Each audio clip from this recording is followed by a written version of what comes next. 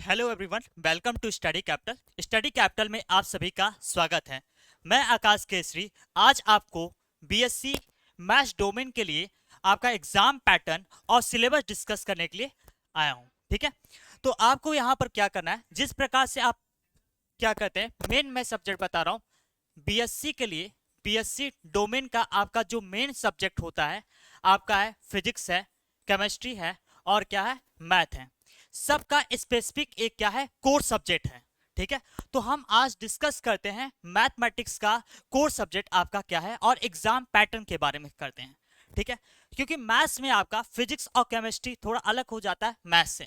क्योंकि मैथ्स में आपके एग्जाम में दो पार्ट से क्वेश्चन आते हैं, एक आपका होता है अप्लाइड का आता है, आपका एक होता है कोर का आता है। ठीक है, तो हम एक एक डिस्कस करते हैं। सबसे पहले हम पेपर पैटर्न के बारे में बात करेंगे।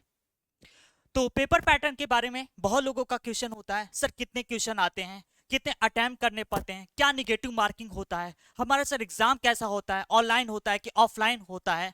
ठीक है, और इसके बाद किस किस लैंग्वेज में पेपर होता है, हिंदी में होता है कि इंग्लिश में होता है, तो वो सब हम पेपर पैटर्न में डिस्कस करेंगे। तो यहाँ पर क्या है, आपका पहला ही है नंबर ऑफ क्वेश्चन। एग्जाम में कितने क्वेश्चन पूछे जाते हैं, तो मैं आपको बता दूं, जो आपके एग्जाम में क्वेश्चन पूछे जाते हैं वो पूरे 50 क्वेश्चन होते हैं। 50 क्वेश्चन होते तो हैं, लेकिन आपको अटेम्प्ट करने पड़ते हैं, ओनली 40 क्वेश्चन अटेम्प्ट करने पड़ते हैं।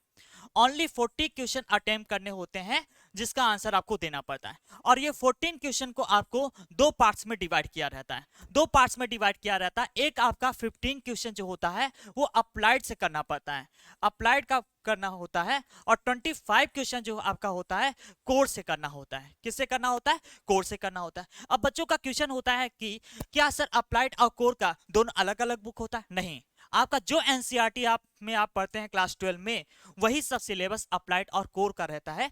ठीक है, फिर इसके बाद आपका एग्जाम बात है। एग्जाम का मोड क्या होता है, ऑनलाइन होता है कि ऑफलाइन होता है? तो 2023 में आपका एग्जाम सीबीटी मोड में होता था, इट मींस ऑनलाइन आपका एग्जाम होता था। लेकिन 2024 में आपका एग्जाम ऑफलाइन मोड में होने लगा है। ऑफलाइन मोड में कोर सब्जेक्ट का, जैसे कि फिजिक्स केमिस्ट्री मैथ का, आपका किस में होने लगा है, ऑफलाइन में होने लगा। लेकिन 2025 के बारे में अभी कुछ भी नहीं कहा गया है कि आपका कौन से मोड में एग्जाम होगा, कि ऑनलाइन होगा कि ऑफलाइन होगा। तो अभी के लिए आपको हम क्या है, ऑफलाइन मोड में आपका एग्जाम होता है। ठीक है, जो इसमें मार्क्स पूछे जाते हैं, 1 मार्क्स आपका 1 क्वेश्चन जो होता है, करेक्ट होने पर आपको 5 मार्क्स अवार्ड दिया जाता है। और आपको पूरे करने होते हैं 40 क्वेश्चन। तो आपके पूरे मिलाकर 200 मार्क्स का आपका पेपर होता है। 200 मार्क्स का आपका मैथ्स का पेपर होता है। ठीक है, एक क्वेश्चन के लिए आपको 5 मार्क्स दिए जाते हैं। 1 क्वेश्चन के लिए आप 5 मार्क्स दिया जाता है। ठीक है, ये जो एग्जाम है मल्टीपल चॉइस क्वेश्चन बेस्ड है, मतलब कि आपको एक क्वेश्चन के 4 ऑप्शन दिए जाएंगे, जिसमें से आपको एक करेक्ट करना है। ठीक है, तो उसे हम कहेंगे क्या, एमसीक्यू टाइप का आपका एग्जाम होता है। ठीक है, अगर आप क्वेश्चन को सही करते हो तो आपको 5 मार्क्स अवार्ड दिया जाता है। लेकिन अगर आप क्वेश्चन को रॉन्ग करते हो तो आपका क्या होता है, -1 की निगेटिव मार्किंग हो जाती है। -1 की क्या होती है, निगेटिव मार्किंग हो जाती है। ठीक है, यहां पर आपको जो टाइम अलॉट होता है वो आपको 60 मिनट अलॉट होता है। 60 मिनट अलॉट होता है, इट मींस आपका 1 आवर आपको दिया जाता है पूरे क्वेश्चन को करने के लिए आपका, जिसमें से अप्लाइड और कोर दोनों होते हैं। ठीक है, जो आपसे क्वेश्चन पूछा जाता है, क्वेश्चन विल बी बाइलिंगल होता है। क्वेश्चन आपका क्या होता है, बाइलिंगल होता है। ठीक है, क्वेश्चन बाइलिंगल होता है, इंग्लिश और हिंदी दोनों लैंग्वेज में होता है। बाइलिंगल का मतलब यह है किस किस लैंग्वेज में होता है, तो हिंदी एंड इंग्लिश दोनों लैंग्वेज में होता है। जो आप चूज करते हो वह एग्जाम आपका पेपर होता है। ठीक है, तो यहाँ क्वेश्चन से मत समझिएगा, ये आपका क्या है, मार्क्स है। ठीक है, मार्क्स है। ठीक है, अब ये आपका था पेपर पैटर्न था। अब हम क्या करते हैं, सिलेबस के बारे में डिस्कस करते हैं कि आखिर सीयूटी का, यूजी का बीएससी मैथ्स डोमेन का सिलेबस क्या होने वाला है सर। ठीक है, तो सिलेबस के लिए डिस्कस करते हैं। तो यहां पर आपका जो सिलेबस है हमने एनटीए के वेबसाइट से डायरेक्ट डाउनलोड किया है। ठीक है, तो सबसे पहले आपका सिलेबस में आता है रिलेशन एंड फंक्शन आता है।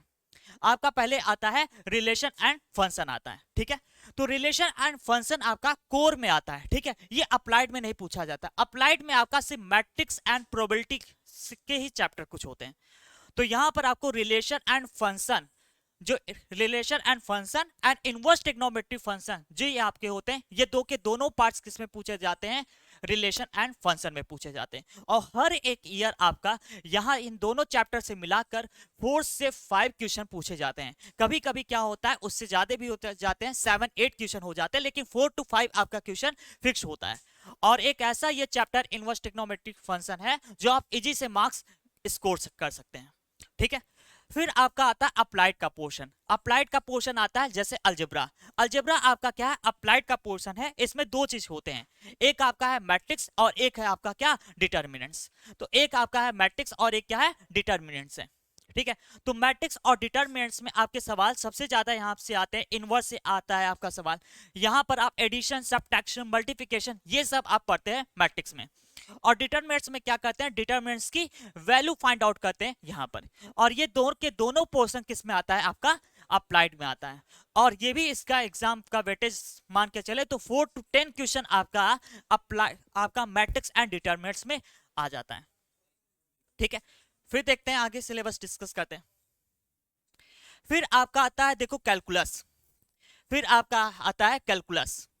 अब कैलकुलस के लिए क्या है, कैलकुलस के आपके पूरे मिलाकर 5 चैप्टर बन जाते हैं। कैलकुलस से आपके पूरे मिलाकर 4 से 5 चैप्टर बन जाते हैं।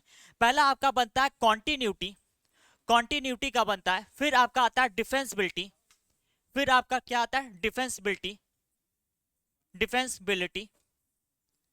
ठीक है, डिफेंसिबिलिटी का आता है। फिर आपका आता है इंटीग्रेशन, इंटीग्रेशन। और फिर application of integration and derivative of integration. ठीक है, फिर आपका लास्ट चैप्टर आता है डिफरेंशियल इक्वेशन। ये पूरे 5 चैप्टर मिलाकर आपके क्या होते हैं, 100 मार्क्स का आता है।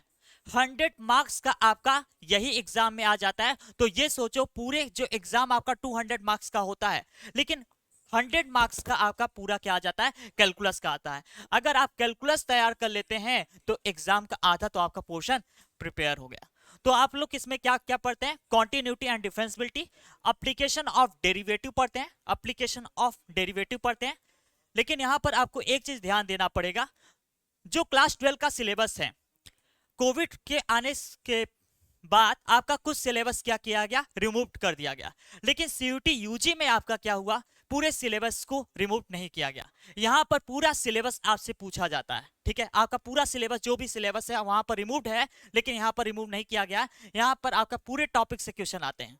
ठीक है, और कुछ क्वेश्चन तो ऐसे होते हैं, कुछ क्वेश्चन आपके आउट ऑफ जेई लेवल का आपको दे देता है। ठीक है, तो आप ये पूरे सिलेबस को पढ़ने के लिए और जो आपका रिमूव सिलेबस है उसको भी यहाँ पढ़ने के लिए आप हमारे चैनल को सब्सक्राइब भी कर सकते हो। और जो आपका यहाँ पर नीचे एक कॉन्टैक्ट नंबर दिखेगा, आप वहां पर हमसे कॉन्टैक्ट भी कर सकते हैं। ठीक है, और हमारे ऐप को डाउनलोड भी कर सकते हैं। ठीक है, वहां पर आपको हम बताएंगे, पूरे सिलेबस को डिस्कस करेंगे इन डिटेल्स में। ठीक है, तो आगे सिलेबस पे चलते हैं। आपका यहाँ पर आता है इंटीग्रल। ठीक है, इंटीग्रल कैलकुलस का पार्ट है, और एप्लीकेशन ऑफ इंटीग्रल ये भी कैलकुलस का पार्ट है। यहाँ पर हमने उन कैलकुलस के, उन इंटीग्रल के बारे में डिस्कस किया गया है जो आपके पूरे आते हैं एग्जाम में। इस टाइप के पूरे इंटीग्रल होते हैं जो एग्जाम में सबसे ज्यादा अभी तक ही आया है। ये इंटीग्रल का क्वेश्चन सबसे ज्यादा आया है। या तो आपसे पूछा गया है प्रॉपर्टीज ऑफ इंटीग्रल से, सबसे ज्यादा क्वेश्चन पूछा गया है यहां पर आपका प्रॉपर्टीज ऑफ इंटीग्रल से। प्रॉपर्टीज ऑफ इंटीग्रल से हर साल आपके 2 से 3 क्वेश्चन आपके आ जाते हैं, सिर्फ प्रॉपर्टीज ऑफ इंटीग्रल पे आ जाते हैं। ठीक है, फिर आपका कैलकुलस का लास्ट आता है, लास्ट पार्ट आता है कैलकुलस का आपका है डिफरेंशियल इक्वेशन। आपका लास्ट पार्ट है कैलकुलस का डिफरेंशियल इक्वेशन। और डिफरेंशियल इक्वेशन में सबसे आपसे ज्यादा पूछा जाता है इंटीग्रेटिंग फैक्टर के बारे में पूछा जाता है। किसके बारे में, इंटीग्रेटिंग फैक्टर के बारे में पूछा जाता है, और यही इंटीग्रेटिंग फैक्टर का पार्ट है। ठीक है, तो यहां तक आपका पूरा 5 पार्ट में आपके पूरे कैलकुलस होते हैं जो आपसे क्वेश्चन पूछे जाते हैं। ठीक है, फिर लास्ट में आपका आता है 3D ज्योमेट्री एंड वेक्टर्स आता है। 3D ज्योमेट्री एंड वेक्टर्स में हम क्या पढ़ते हैं, पहले बात वेक्टर के बारे में पढ़ते हैं और 3D ज्योमेट्री के बारे में पढ़ते हैं। अगर आपको वेक्टर एंड 3D ज्योमेट्री को बढ़िया करना है, अगर आप उसके जितने भी फॉर्मूले अगर अच्छे से रेडी कर लेते हैं, तो आपसे एक भी क्वेश्चन नहीं छूटने वाले हैं 3D ज्योमेट्री एंड वेक्टर से। थोड़ा बहुत कॉन्सेप्ट आना चाहिए, लेकिन अगर आपको फॉर्मूला याद है तो हर एक क्वेश्चन आप कर सकते हैं वेक्टर एंड 3 डायमेंशनल ज्योमेट्री से कर सकते हैं। ठीक है, फिर आप आगे डिस्कस करते हैं।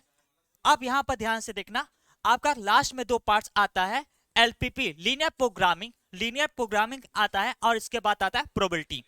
ठीक है, ये आपका लास्ट यूनिट है, linear programming and probability. Linear जो प्रोग्रामिंग है, इससे जो आपका क्वेश्चन पूछा जाता है, एक स्टैंडर्ड टाइप में क्वेश्चन पूछा जाता है।